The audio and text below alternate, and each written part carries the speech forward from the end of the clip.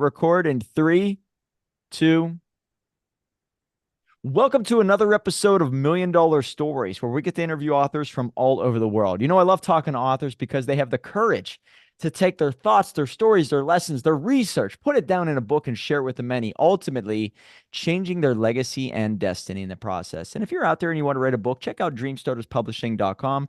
Let's say you already have a book that's done. You want to use it as a lead generator. Check out bookmarketingcrm.com.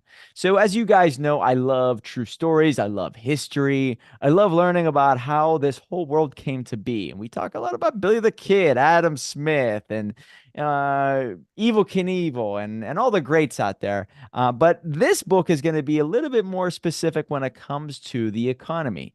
The book that we're going to be referencing is called A Culture of Growth: The Origins of the Modern Economy. And we are lucky to have the author with us today, a man who's full of personality and a room of CDs, Joel Mokier. Thanks so much for being here, man. Hello, Mike. Let's start off with the genesis of this book. What made you want to sit down and you say, you know what, I want to write about Isaac Newton and some other cultural entrepreneurs? That's the phrase you use, and I love that. So tell us about the genesis of this book. So it's actually quite straightforward. I got an email about, maybe a decade ago, maybe a little bit longer, 11 years, from a town called Graz, Austria, where there's a university. And they asked me to give the so-called Schumpeter lectures. Now, many of your listeners will know who Schumpeter was because he's kind of the prophet of modern capitalists. Joseph A. Schumpeter, an Austrian man who taught in Graz for a while, eventually ended up, God help him, at a place called Harvard University. But we're not going to talk about that. And Schumpeter is widely regarded as the sort of guru and prophet of sort of 20th century capitalism, extremely influential, one of those economists that died many years ago and are still cited. There's a Schumpeter Society, there is a Schumpeter Prize for the best book, which I won, by the way, in 1990, and on and on. So Schumpeter, he's kind of a god, he's kind of an icon. And so they asked me to give the Schumpeter lectures, and you don't say no to that. So then I sat down and I said, well, I got to give these lectures now. What should they be about? So I decided they're going to be about culture. Mm. And so, economists for many years never talked about culture. When I was a graduate student in the Middle Ages, if you mention the word culture in an economics seminar, your name would be mud. I mean, you'd be accused of being a sociologist. There's nothing worse for an economist to be thought, hey, you sound like a sociologist. I mean, that's the ultimate put down. Yeah. So, but that's changed. It's changed for a variety of reasons. And people now have finally realized that, what the population, what businessmen, what workers believe about themselves, about their friends, about the world, actually may matter to economic outcomes. And that, if you think about, say, the difference between Europe and China, or for that matter, between the United States and Russia, I mean, it's not just that we have different institutions and different politics and different government, but the people there believe different things. And those beliefs turn out to matter a great deal. And so what this book is basically about is that at some point in history, around, I would say, the same time that Martin Luther was changing religion, people started to change beliefs of another kind. And one of the things that you see emerging is that people start to believe in progress, that the world can become a better place. Now, that's very vague and very general. And so I'm an economist. So I'm not that people can become more moral or better behaved or more generous. That's stuff for psychologists. I'm interested in the question, can the world get richer? And how does it get richer? Because richer it got. I mean, every economic historian in the world will tell you the same thing, which is we are today far richer in our living standards, in how much what we eat, how we live, how well we get medical care, on and on and on, than the richest person alive in the 16th century. We are vastly richer. We live longer, we eat better. We're better dressed. We have more access to information. We have, whatever you can. We're warmer in the winter and cooler in the summer. I mean, in every aspect, we live better because we have more resources and better resources. And the question is, where did that come from? And the argument I make in that book is that at some point, some part of the world, mostly in Europe, people managed to convince themselves that progress was possible, that progress was desirable, and how to bring it about. And that sort of happened, at the time, I would say this sort of 2 or 2.5 centuries after Martin Luther. By about 1750, this belief had taken root all over Europe. And then the amazing thing is that they actually wrote a program and carried it out. And, the rest is history. We had something called an industrial revolution. We started to build factories. We started to, make things better, stronger, larger, longer lasting. Instead of sailing ships, we started to cross the oceans in steamships. Instead of making things at home, we started making things in factory. Instead of riding, little, rambly stagecoaches, we rode and so on and on and on. And most important, and never forget this, we live longer. A baby born today, anywhere in the world, can expect to live approximately twice as long as his great grandfather. A mother giving birth to a child today, the probability that she will have to bury that child in the first, say, 10 years of its life it's as close to zero as it's ever been in history. It's never quite zero because things happen. But basically, you're talking about, less than 1% essentially everywhere in the world. Now, as late as, say, 1890, not that long ago, 125 years ago, 135 years ago, the chances that a woman in Germany or in Italy would have a baby and lose that baby to death in the first year of its life was about 20%. Mm. And in the first 5 years, it goes up to maybe 35%. So that's a lot of tears and a lot of sadness. We rid ourselves of that. We also rid ourselves of the fact that people often don't know where their next meal is going to come from. It still happens, and when it happens, it's sad. But let's face it, it's a minority. The vast bulk of people living in the United States or Canada or anywhere in Europe basically don't really know what starvation looks like. I wish that was true for other parts of the world as well. It isn't. But basically, we liberated ourselves of that. And here's what I'll add one more line to that. It says somewhere in the good book, the poor will always be with us. And that was true for basically almost all of history. And today, there are many places in the world where it is no longer true. You do not find poor people. I challenge you to go to cities like Oslo, Stockholm, Copenhagen, Zurich, Milan, and find a lot of poor people. You will not find them. There is no more poverty, not in the way we defined it. Yes, of course, there are people who are richer, there are people who are poorer, there are people who live in small apartments, who maybe have old cars. But the kind of poverty that you see in the world in 1800 has disappeared from large chunks of the world and is in the process of disappearing everywhere. We're not there yet. Still a long way to go. Much of Africa still has a long way to go. Many parts of Southern Asia, but in the Western world, the industrialized world, by and large, poverty has disappeared. Now, people are going to jump at me on that because, I have an uncle, and he's homeless or whatever. Of course, there are always exceptions, but it has become the exception rather than the rule. Whereas in 1750, the vast bulk of people that lived on this planet, by my definition, were poor, and we managed to get rid of that. That's an amazing thing. That's the most important thing that ever happened in history. Yep. What else is there? It's amazing. Voilà. Yeah. Well, you start off this book, I believe, in right around the year 1500. And I find it fascinating you start there because it seems to coincide with maybe how the world was changed from the Gutenberg press. So I believe it was 1440. I just pulled it up somewhere in the 1450s, 1460s. Late 1440s, sounds Yep. right. Yeah. Yep. So Gutenberg press introduced to the world and changes how information is received and created. Which Yeah. obviously changes education, and I'm assuming ideas spread throughout the world.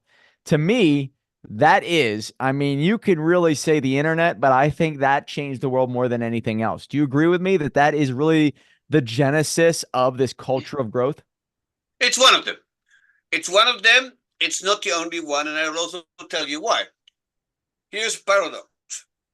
The Chinese started printing books 700 years earlier. Didn't do them much for them. Hmm, And so it's not just important what's that you can print books. It's what in those books got it. that matters. The Bible was a part of And that, right? well, That's the how. Bible, but here's the thing: if all you do is read printed versions of the Bible, in all due respect to the good book, which I studied many years in elementary and high school, it won't do anything for you. It's not going to put food on the table and shoes on your feet, because the Bible is not that kind of book. What you need is the kind of book that will tell you how to make better shoes and how to grow better crops and how to get from here to there. And uh, and so these books were not right away printed. That takes a while. Eventually, you're right. The printing press clearly played a major role. But I would like to add something to that, and that is at a little bit later, maybe 50 years or so, there's another major change in the world, which may be just as important. Although you can't really measure these things, but and that is that Europeans start sailing around the world. Hmm. They first, get to the bottom of Africa, the Cape of Good Hope. Then they cross into India. A few years later, they cross the Atlantic. All of a sudden, they are everywhere within a century. Europeans are everywhere now. Unfortunately, these weren't always nice guys, and they did some awful things. But also, they did some good things. And so, eventually, you know, this capability of Europeans to travel around the world changed their outlook on the world. I mean, what this did to the people living in India and the poor people living in the Caribbean, that's a different story. But what it did for Europe is something really important, because it sent them the message, say, hey, yes, we can, if I may, quote an old slogan that many people may have forgotten, uh, from 2008, but I was there.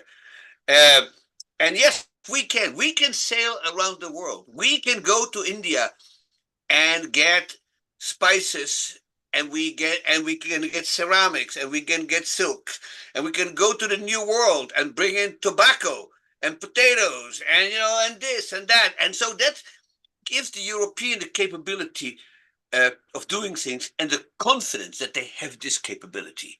You see, and so you and then of course you're right about the printing press. Then they write books and they say, hey, I was in an island called Cuba, and I was, I made it to Florida, and I made it to Australia, and I made it here, and I made it there. And so people read these books and it says, wow, this is a different age. We can be better. And that, of course, is precisely what happens at that time. Now, that takes a while, takes a couple of centuries, but by 1700, give or take, I would say that Europeans have acquired the confidence not just to sail the world and not just to print books, but they want to understand nature. Mm. That, I think, is the critical thing. So if you look at my book, it spends a whole chapter on a man called Francis Bacon. Yes, I wanted to And ask about. I know nothing about him. I'm glad you bring this guy up. Okay. well, there's two Francis Bacons. One of them is a 20th century painter. It's not that guy. Okay, it's the other guy. And so he was a politician. He was a crooked one, I should say, but that's beside the point. Um, but Francis Bacon was a philosopher, first writing in English and in Latin, as everybody did at the time. And basically, Bacon's idea, and this sounds completely trivial and banal to us, but it wasn't in those days. Bacon wrote a bunch of books that point out that our task is to understand how nature works. And so there were, of course, people who did science before that, all the way back to ancient Greece, with people like Aristotle and Archimedes and, Ptolemy and a whole bunch of ancient Greeks who wrote about astronomy, they wrote about mathematics, they wrote about physics, they wrote about animals. Uh, but they did so because it was fun and because they were curious and because, this is the kind of thing that a gentleman is supposed to do. What Bacon said was something revolutionary at the time. He says, no, he says, what we should do is study nature so that we can use it to make our lives better, so that we can understand materials and animals and natural phenomena and use them to get better farming and better manufacturing and better traveling and better medicine and things like that. Now, you'd think, well, oh, isn't that obvious? Well, it wasn't in much of human history. People did science and they thought, that's kind of, now we understand, we can get a better calendar, maybe that's the best they could do. But the idea that you could have a field, I'll give you one example, that will sort of drive this home. Think about metals. So we've been using metals since the Iron Age, right? That's why it's called the Iron Age, using iron. Before that, with the Bronze Age, we were using bronze, and so on. But people never understood what the hell they were doing. You had blacksmiths who could make swords and knives and tools and things like that, but they didn't really know what this was all about. They didn't understand the chemistry and the physics or anything like that. They just learned it from their father or some master, and then knew how to blacksmith. What happened at the inspiration of Francis Bacon is that people said, how did it actually work? Could we experiment with this and get it to understand better? And so very slowly people start developing physics and chemistry and biology and all kind of other fields, and basically says we can use this to become more efficient, to produce more goods, more services, better services, deliver people from disease, make sure they have better food, better homes, it's all kind of sort of obvious things that you think of. They give you, what they built for it. They started building a telescope. So, for the first time, people started using telescopes in the beginning of the 17th century. They were used for science, but they also have many commercial uses. You can think of a captain on a ship trying to figure out where the heck he is. He needs a telescope to sort of see far and hopefully discover where exactly he is, because they didn't have GPS in those days. So you see what I'm saying? All kind of gizmos and gimmicks and substances that people put together in a systematic way, trying to understand why it is that the technology that we use works. That's basically Francis Bacon's message. And it really resonated with people. It really did. By the 18th century, everybody is reading these things and everybody's trying to figure out why nature is the way it is and how it works. So Isaac Newton's incredible insight is that nature works according to certain rules. And these rules are not ever changeable. Once they are established, they are there forever. Now, where they came from is a different story, but once they're there, they're there. And so you can predict the movement of the planets and all celestial bodies by these rules that Newton established. It was an incredible thing that really shocked the world. And people said, you know what, we can understand this universe, whether you thought God created it or you did not, but either way, there are rules. And if God wrote the rules and you believed in God, that's fine. If you did not believe in God, like Spinoza, that's fine too. You said, the rules are there. We can exploit these rules. We can harness them to our needs, Mike. And that insight is really crucial. And you think, wow, this isn't this obvious. And I keep saying this. It's obvious to us because we are the heirs of Francis Bacon and Isaac Newton and René Descartes, and I can give you a long list of these sort of smart guys. Do you think it's because they are the first ones to make science and I guess you could say engineering popular or exciting? Maybe, having scientists fall in love with what Francis Bacon was putting Well, out there into the world. And then when it comes to Newton, you have individuals now that could understand the laws of nature and therefore they could build things in a certain way based off of those exactly. laws. That's exactly the point. Now, and I'm not sure that they thought science was exciting. If all you think is that science is exciting, you're not going to do what they did. The point is you want science to be useful. Useful. Yeah. And Okay. it's usefulness that really counts. And so what is really interesting, and that's what much of my book is about, is try to understand what kind of environment and what kind of set of values created this attitude. I had it really in the end it became very much part of the Enlightenment, which is a little bit after a little bit later. So Newton basically died in 1727. So by the time the Enlightenment is already ongoing. But what people think about the Enlightenment is people being more tolerant and believing in democracy and in freedom of expression. But the Enlightenment is also about this very insight of progress and progress through innovation, progress to science, progress through, as you said, engineering, through chemistry, through biology, through medicine, through the solution of practical, pragmatic problems that people encounter in their daily life. How to fight insects, how to cure diseases. I mean, there are a whole bunch of things that you have to solve. And if you don't know what the hell you're doing, you're not going to solve them. And so to me, the world is based off of a few, like you said, you have this phrase, cultural entrepreneur. I love that.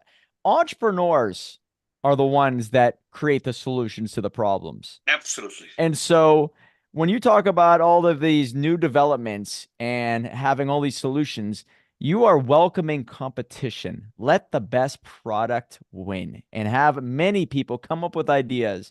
And this competition that is a result, it forces you to become better and better and better. So, in my opinion, the reason why, like you said, that we are better off, the poorest person today is better off than the richest person in 1600 is because of capitalism and entrepreneurship. That's my belief. I will stick to it to the day I die. Do you I agree with would that sentiment? I will agree with that sentiment 100%. I'm an economist, but not only I believe it, but I know it. That's right. All right. But here is one more footnote to that, and that is I want to extend and expand that concept a little bit, and that will give you a little bit of an insight of why it's happening in Europe and not anywhere else, and that's really important. Compare Europe to China, say. So China in those days is a massive empire ruled by an incredibly powerful emperor with a large bureaucracy. He's running the country. In many ways, it's a very developed country. As I said, they were printing books long before Europe. They have paper money long before Europe. They have, a lot of scientific insights. Many of the great inventions that occur in Europe, including the compass and paper, these are all coming from China. Yeah, But firepower, right? Explosives. fire explosives, the compass. I mean, I could make the list a lot longer. Toothbrushes, umbrellas. I mean, the Chinese were really ingenious. But here's what's happening. See, China is not competing because they are the biggest country in that area. They're huge. So nobody's threatening them.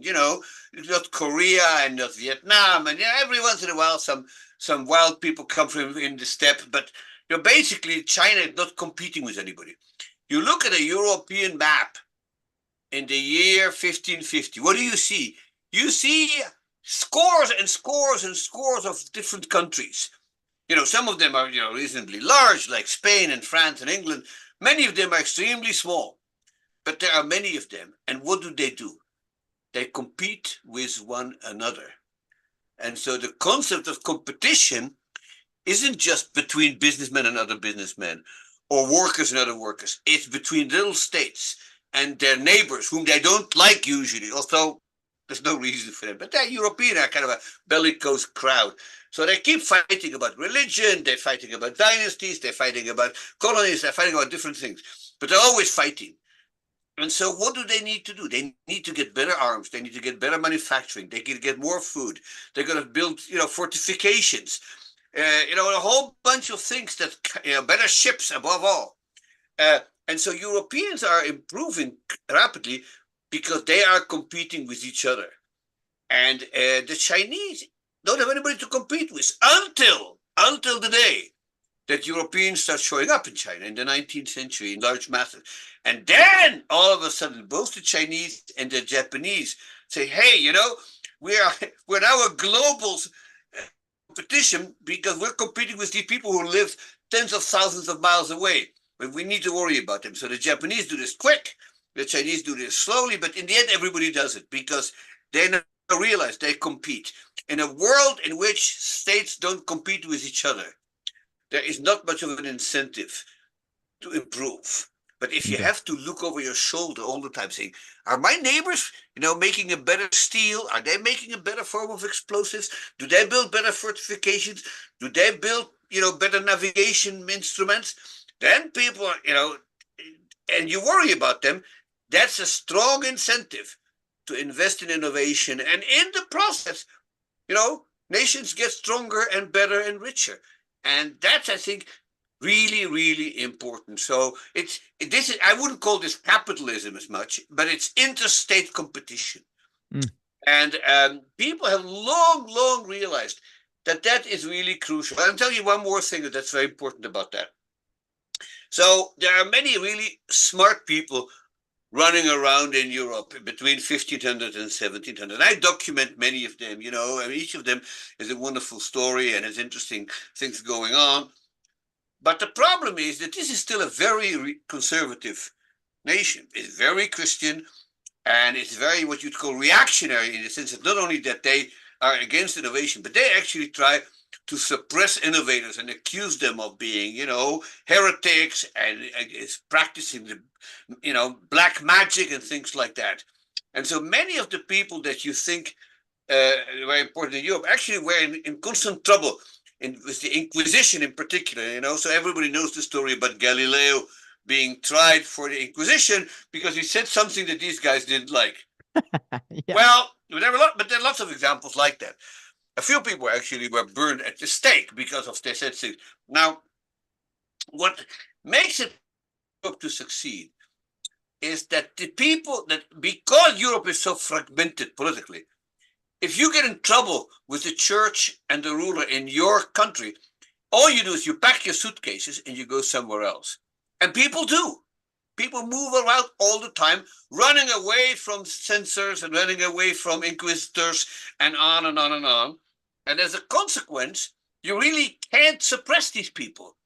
Because if you are living in northern Italy and you write something that they don't like, and and you hear about people sort of saying, oh, well, we don't like so and so, you just take your suitcases and go. And people move about all the time. I documented in great length, all kind of people, famous and not so famous, but who said things that ticked people off, including, of course, that the Earth is not in the center of the universe, but the sun is, right? And you'd think people would sort of see the logic of that, but trust me, a lot of people thought that this was really sacrilege to say that because God created the world, and obviously because we live in the world, it's got to be in the center of the universe. No, said Copernicus, and after him Galileo, and after him Kepler, and after him many others. It doesn't. Well, that government may not like that. This guy's a heretic. It says Aristotle says the Earth is in the center of the universe. Aristotle, is the foundation of our culture. You're a troublemaker. You're a heretic. We get after you. Well, most people, when they figured out they were in trouble, were quick enough to get the hell out and find some other ruler who said, yeah, I'm fine with Wow. that. And Yeah, you never think about that. heterogeneity, see, that heterogeneity and is really critical in Europe. But you don't see it in China because in China there's one emperor and he knows the truth. And if you go against man, you're finished. Wow. You never think about it, like Galileo was truly maybe hated by many people, and it Oh takes God, yes. history to prove that individual correct, right? With the next steps. And it's like we look at him as a genius, but at the time he was the outsider. He's the It, rebel going against it the wind. and not only that, but you very smart people who studied at the university that the Earth is in the center of the universe, and then they teach their students, and then some jerk comes around and says, "No, everything you've been teaching is all wrong. You've been telling your students things that are completely wrong. Who's gonna like that? And so this happens over and over and over and in history, in physics, in biology, in medicine. People come around. You can think about, how people have changed everything we knew upside down. So you think about, say, something like quantum mechanics. Okay? Quantum mechanics is a branch of physics that basically turned everything in physics that we knew and says, no, this is all wrong. I mean, we're going to start all over again. And so people didn't like that. One of the originators of quantum physics, called Max Planck, once said that science advances one funeral at a time, because the old guys die and then the new people who understand the new theory replace them, and that's how, but very few people ever change their mind. Mm.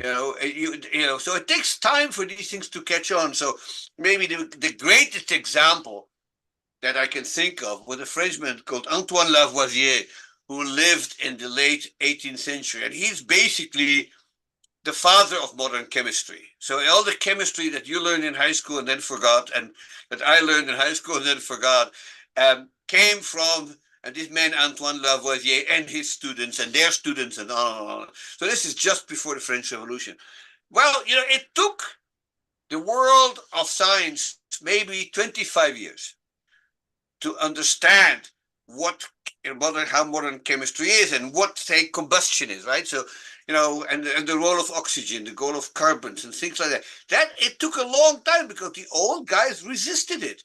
And if you think they resisted that, they resisted everything.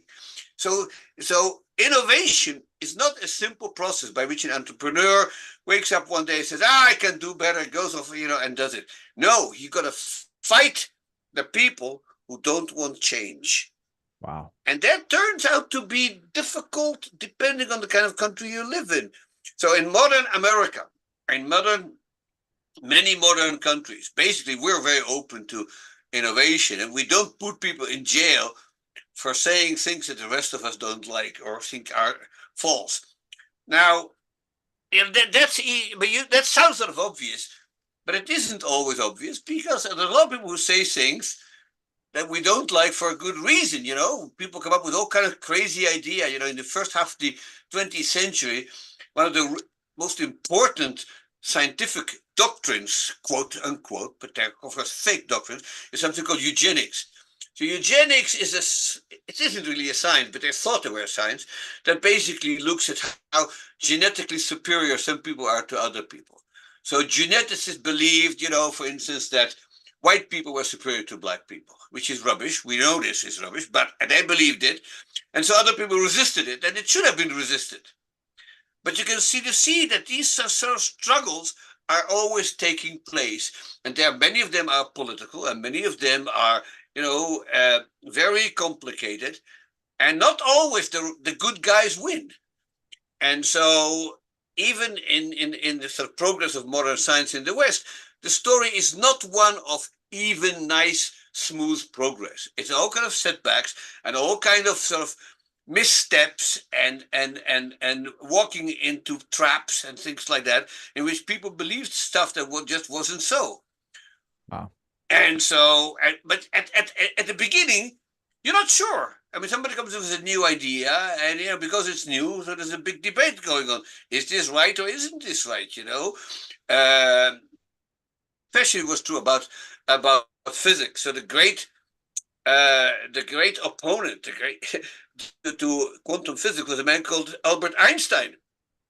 Einstein famously says God does not play dice with the universe, whereas quantum mechanics is basically about, things being random. And and so he never bought into it. But of course, physics passed him by in that regard. With all due respect to Albert the Great, but that part of it he got wrong. Quantum mechanics is apparently true because we live it every day. Our conversation now could not take place if it hadn't been for quantum physics, because electronics is based on the ideas of quantum physics. So I mean, it's so you can see that once you start looking deeper, this becomes rather complicated. I'll give you one more example. One of the great breakthroughs that people talk about is the idea of vaccination. So you not only that you try to cure people who are sick, but you try to do something that prevents them from getting a particular disease, right? So the Right. first great breakthrough of in the history of medicine happened in 1796. There's an English doctor called Edward Jenner who basically discovered the vaccination process against a disease called smallpox, which has now disappeared because of the vaccination. And so you don't if you remember how much resistance there is against vaccination, there's a whole movement of anti-vaxxers basically said we shouldn't vaccinate children. There's never been a very good explanation of why they're against it. They just don't seem to like it, and they rely on all kind of rubbish and pseudo theories why they're against it. But basically, you can sort of see this struggle isn't over. Even when we discovered the vaccination against COVID a couple of years ago, there was a whole bunch of clowns like Robert Kennedy Jr. who basically said, this is all fake. Well, it isn't. But the debate continues, and right now you can find a lot of literature of people who say vaccination is bad. So quantum mechanics and modern chemistry and vaccination, and I could give you, push me hard enough, I'll come up with another 10 examples. So this isn't trivial. This is a struggle.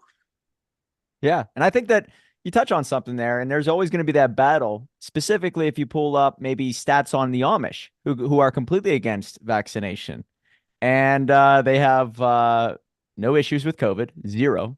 And they still have way less issues when it comes to autism. I think it's like 1 out of 60,000 as compared to the average person, who I think is right around one every, I think it's one every, I think it's something crazy, one every 100 or something like that. It's absurd. So there's this battle that's going on.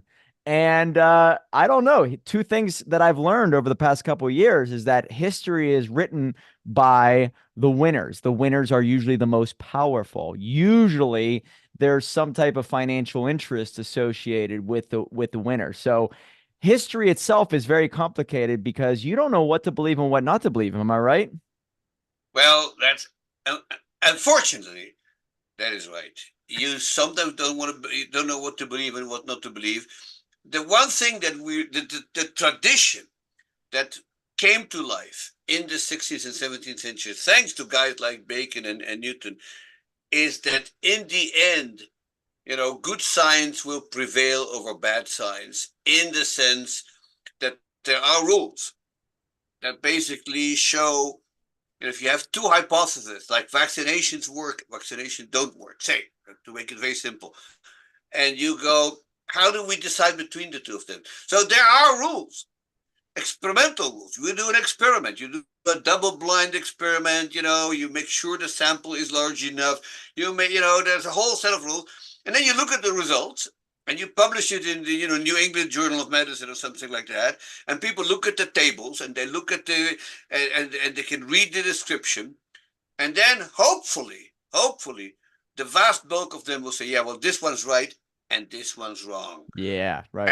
And there are times when we just don't know. I mean, this morning, the Food and Drug Administration is debating whether to approve a drug against Alzheimer's disease. It was just on the news half an hour ago. And is it working? Well, bloody hell, we don't know. It worked in 37%, Eli Lilly told us. Is that good enough? Who knows? Well, you got to trust. That's You got to trust Eli Lilly, then, right? well, That's where it gets scary. I wish we could, but they have done things, and they have sold us drugs that don't work, and they have done, I mean, look, I wish it was that simple. But here is the thing: as long as there's competition, the likelihood that that a good drug or a good technology will prevail is much larger. Um, so I'll give you one. I'll tell you one story, which is when there is no competition, what can happen. Once upon a time, there was a Russian scientist called Trofim Lyashenko. He lived in the Soviet Union at the time of Stalin. And Trofim Lyashenko was basically a charlatan. He was a cheat. He believed in a genetic theory that basically said that children can inherit features from their parents that were not that the parents weren't born with, but introduced later on in life. So acquired characteristics, as they're called, and typically, you know, science believes that acquired characteristics are not inheritable. You take a mouse, right, or two mice, you cut off their tails, and you make them have offspring. The offspring will still have tails. Doesn't matter that you cut off their tails. They still have tails. You can do this 1,000 generations on and on and on. They will still have tails. You can't do that. It's not possible. It's known as in genetics as the Weissman barrier. It's basically fundamental.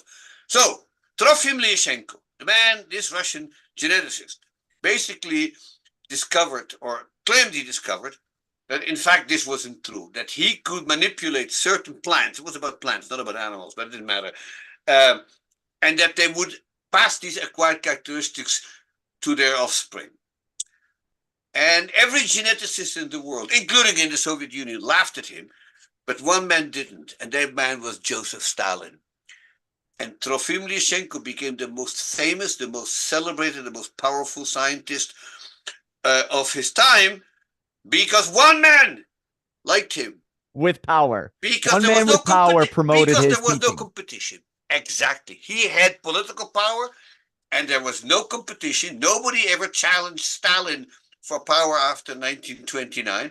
And so what you get is this guy becomes effectively the ruler of Russian science. And guess what? Russians fell behind the United States and the Western world and eventually had to get rid of communism because they couldn't compete. But within Russia itself, because it was a dictatorship, there was no competition. And some, jerk like Trofim Lyashenko can acquire incredible power. No scientist in Russia could get promoted without Lyashenko's approval. He was that powerful because Stalin liked him.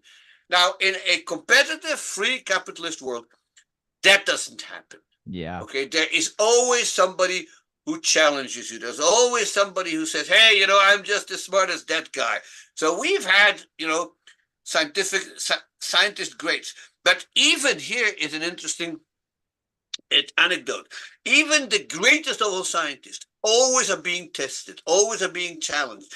Every day you read about some experiment that proves or tries to disprove one of Einstein's statements.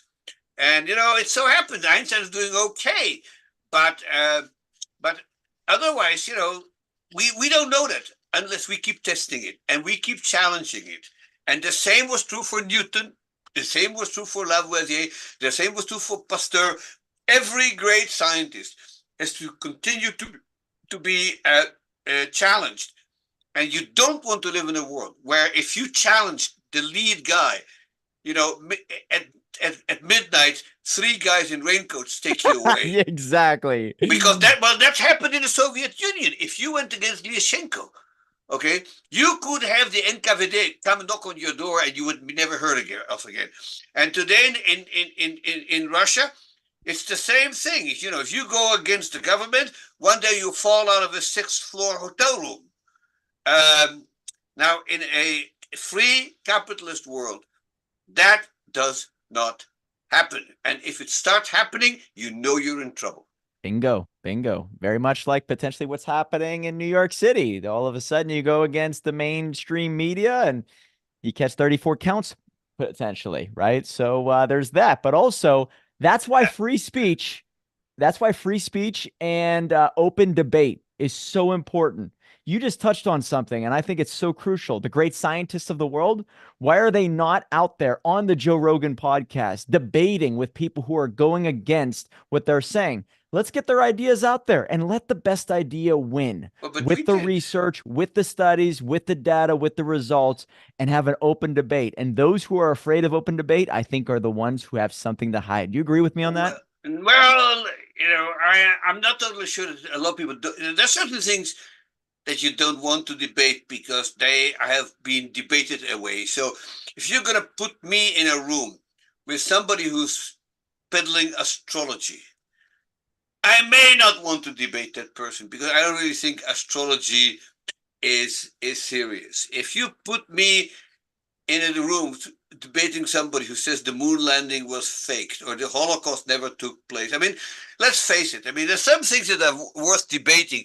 And in economics, I'm more than willing to debate with people, new monetary theory or real business cycles or all kind of other theories that are floating around. But I am not going to debate somebody who tells me, that the devil is, I don't know what, causing global warming or something like that. But you think about something like this, Mike.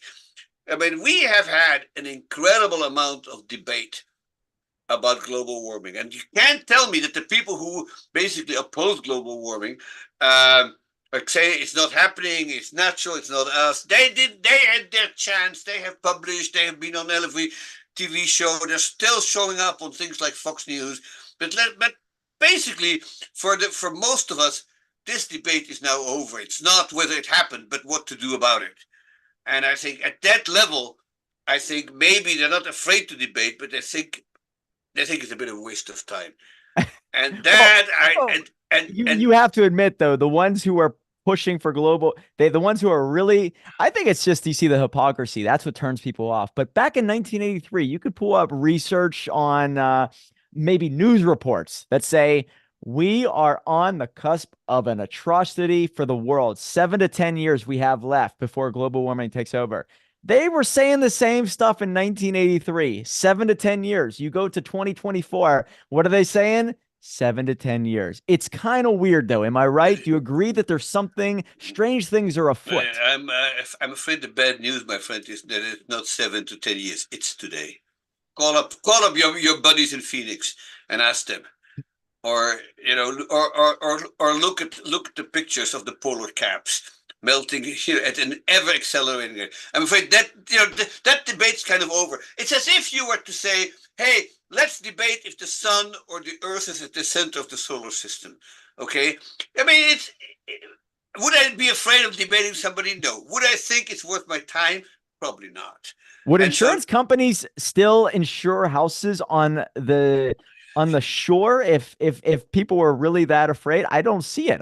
And the well, people who are you pushing it the you most are the to ones buying their houses you on to the shores. Am I Mike, right? try to get yourself home insurance in Florida on a coastal area.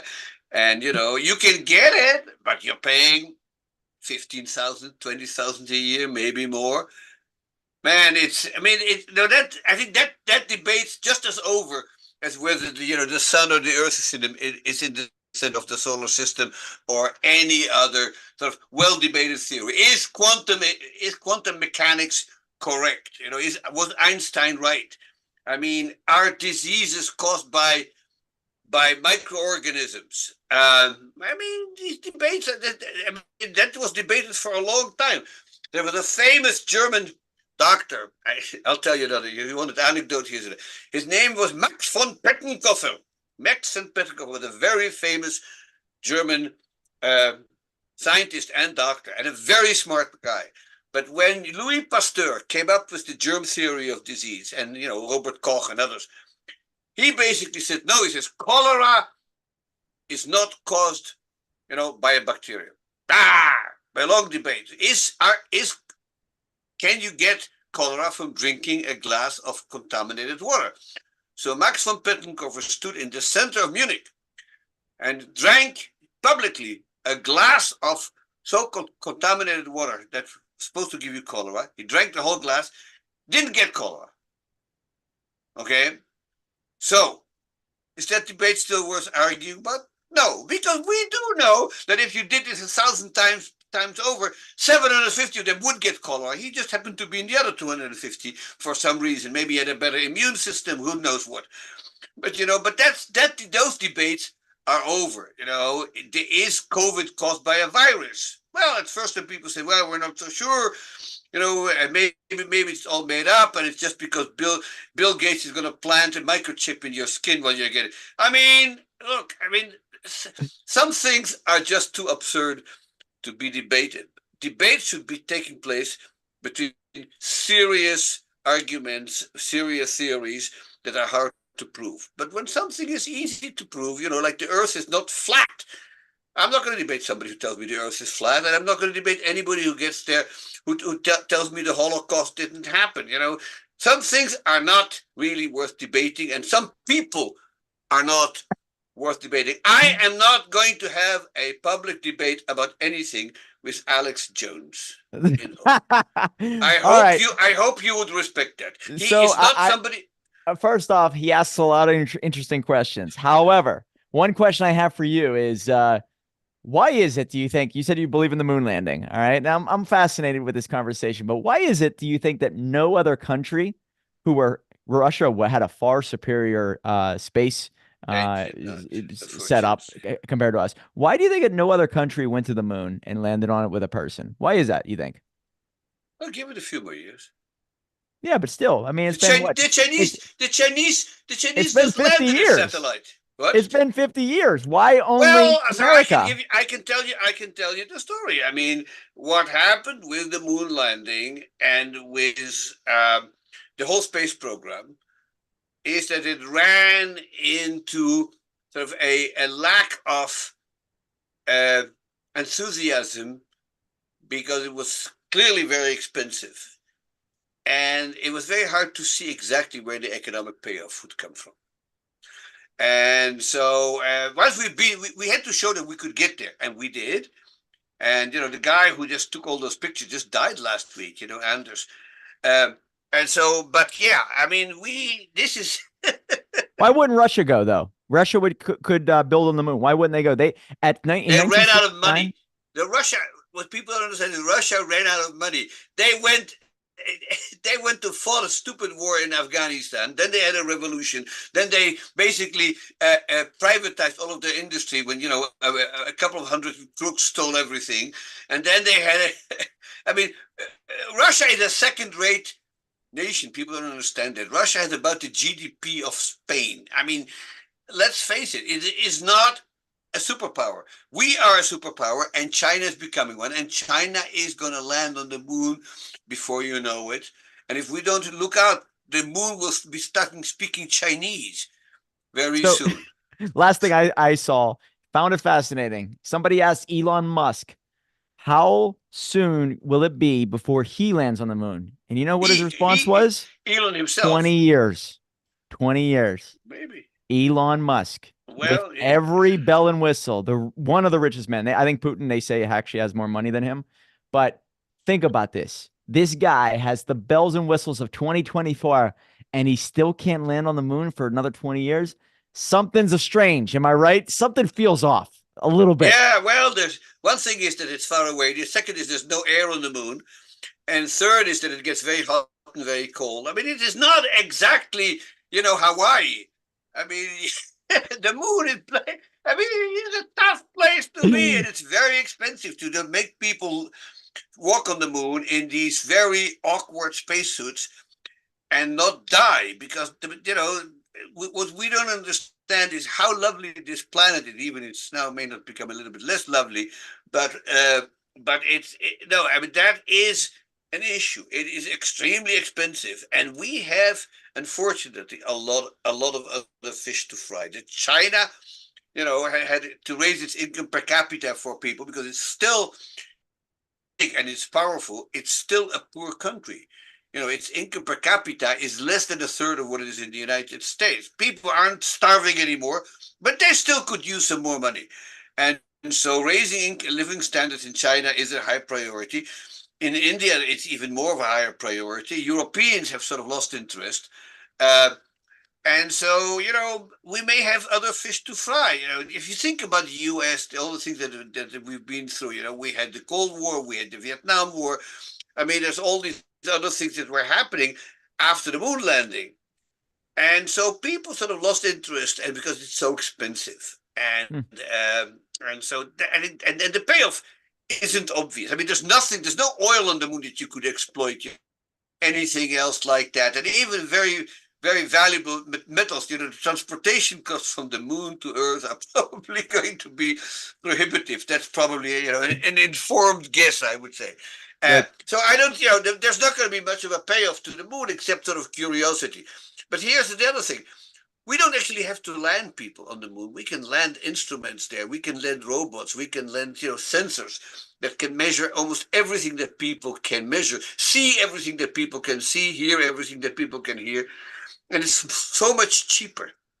It's so much cheaper. So I can tell you why the moon landing has not really been a sort of a daily event, because it's so expensive, and well, and resources are scarce. we could talk about that for hours because I find it so fascinating. But last question I have for you: when it comes to Sure. cultural entrepreneurs, is there one that stands out for today that they're changing the world? Me personally, Yeah. when I hear that, I think of Elon Musk. I really believe he has changed the world more than anybody else when it comes to electric cars. He's talking about space travel at a high level now. He's talking about underground tunnels that are multi-tiered. I mean, this guy is he's buying X, which is Twitter. This guy's out there doing insane stuff. Is there anybody right now that you think is matching his impact on the world?